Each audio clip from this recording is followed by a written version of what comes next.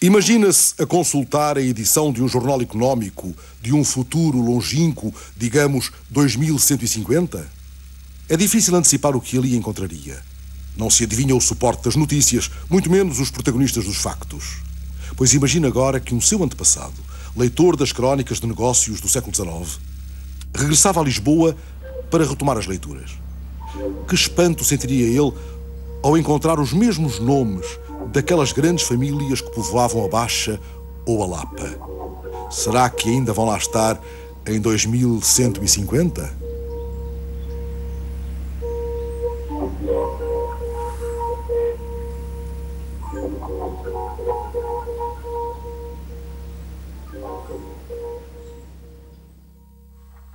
O longo domínio de algumas famílias na economia portuguesa explica-se em grande parte pela escolha do casamento.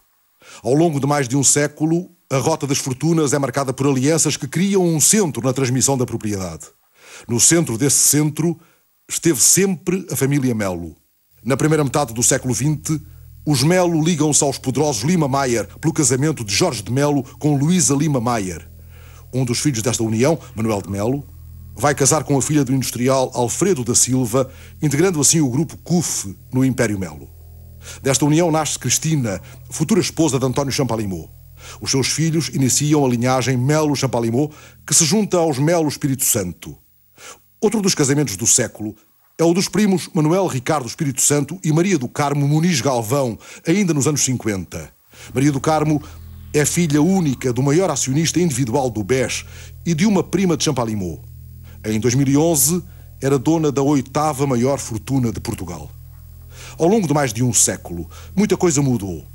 Alguns dos grandes nomes do século XIX perderam preponderância e emergiram novas famílias capitalistas em que a direção dos negócios continua a ser transmitida com a herança. Mas a árvore genealógica da burguesia portuguesa mostra-nos, afinal, uma grande família. A família que domina o centro do poder económico. No final do século XIX, Portugal está na mão dos proprietários da terra e dos banqueiros criadores da coroa. Uma oligarquia que acumula cargos políticos, títulos de nobreza e rendas do Estado, as concessões dos tabacos, água, cimentos, navegação, gás e eletricidade. São os donos dos palácios da capital e das vilas do Estoril, de Sintra e da Ericeira. O nome maior desta geração é Henri Brunet. Perante a crise financeira de 1876, é intermediário de um vultuoso empréstimo inglês a Portugal. Daí em diante, investe em quase todos os setores. Na futura CUF, está associado a Alfredo da Silva. Adolfo Lima Mayer vem da propriedade agrícola, do comércio e do imobiliário, tal como Brunet torna-se banqueiro e criador da coroa. Os Ulric estão instalados no negócio dos tabacos e na banca, ocupam cargos dirigentes na política e associam-se pelo casamento à família Melo.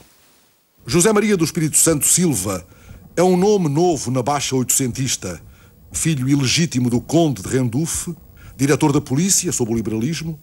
José Maria herda do pai o capital suficiente para, ainda jovem, abrir uma casa de câmbios e de lotarias. Passa mais tarde ao imobiliário e à exploração colonial.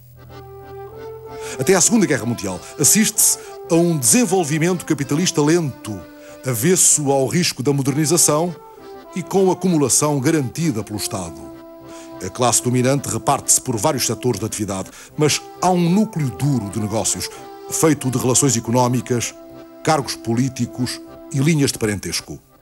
A classe dominante em Portugal, no princípio do século XX, pode-se dizer que tinha 4 pernas, não é? Uma, a grande propriedade rural tradicional, protegida no caso do trigo, que era o seu grande setor pelas pautas, pelas leis cerealíferas do fim do século XIX, a lei da fome, lei da fome exatamente porque protegia o trigo nacional e proibia a importação do trigo estrangeiro e, portanto, permitiu uma brutal acumulação da riqueza nas mãos da burguesia fundiária.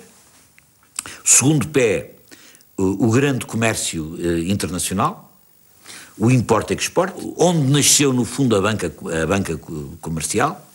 Terceiro grande pé, o comércio colonial, protegidíssimo através das pautas de proteção que reservavam o mercado colonial para a exportação metropolitana e que protegiam a exportação das mercadorias coloniais para a metrópole. E o pézito que começa a aparecer no fim do século XIX, que é a indústria e que nasce totalmente sob a proteção do Estado. A Primeira República não consegue gerar uma modernização que tire da pobreza a grande maioria da população. Eles tinham um programa político de democratização, aliás, programa não cumprido, programa que falha. O Estado, mas em termos económicos, nunca tocaram num milímetro da propriedade privada. Tocaram na propriedade da Igreja, que foi nacionalizada, mas não tocaram na propriedade privada. Pelo contrário, a ideia do Partido Republicano era dizer à burguesia: confiem em nós que nós governamos bem. Deem-nos a vossa confiança que nós cuidamos da vossa propriedade, cuidamos dos vossos interesses. Mas à elite não basta a continuidade com o regime económico da monarquia. O 28 de maio de 1926 instala a ditadura e aclama Oliveira Salazar, que virá a ser muito mais do que um mago das finanças. O Estado Novo vai surgir como a resposta de consenso das várias direitas da direita portuguesa que se juntam em torno de uma ideia que é esta: é preciso acabar com a ameaça operária e fazer dessa derrota sobre o movimento operário a base de recuperação das taxas de lucro e de acumulação da burguesia, e um Estado, em segundo lugar, que tivesse a autonomia e a autoridade suficiente sobre os diversos setores da classe dominante para impor um programa de recuperação económica e de regulação da economia perante a crise, necessidade que é absolutamente agravada com a crise de 29. Nos anos 30, a maior concentração de mão de obra é nas indústrias de base. A refinação de petróleos é monopólio da Sacor, empresa de capitais mistos, onde do lado privado se destaca o Banco Espírito Santo. Nos adubos, a produção é repartida entre a SAPEC belga e a CUF. É nestes setores que se formam os monopólios que estruturam a economia nas décadas seguintes. Alfredo da Silva e Henrique Sommer simbolizam os raros capitães da indústria, conciliando disponibilidade de capitais e espírito empresarial.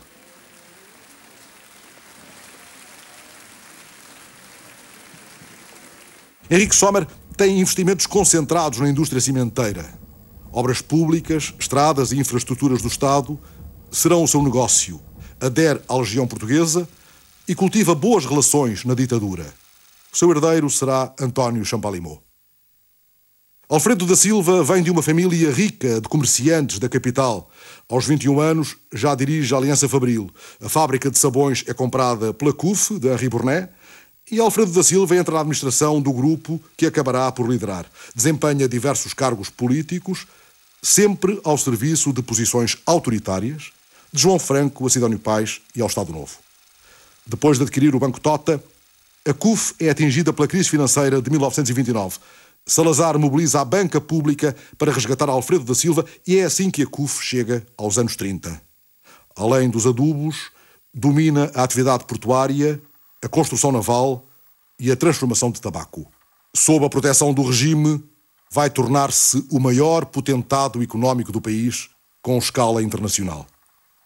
O regime tem duas características: é que de um lado cria grupos industriais e do outro lado